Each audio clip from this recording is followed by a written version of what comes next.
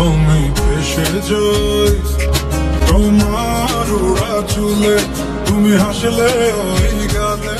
Wow, অনেক জল্পনা কল্পনা ছেড়ে মুক্তি পেয়ে গেল সাকিবের তুফান সিনেমার আরেকটি গান ফেঁসে যায়। হাবিব ওয়াহিদ বরাবরই আমার বাংলাদেশের সবচেয়ে পছন্দের একজন শিল্পী, কিন্তু রিসেন্ট কিছু বছর ধরে তার গানে আগের মতো একটা ফিল পাচ্ছিলাম না। অবশেষে ভিনটেজ হাবিবকে ফিরে পেলাম ফেঁসে যায় গানের মাধ্যমে।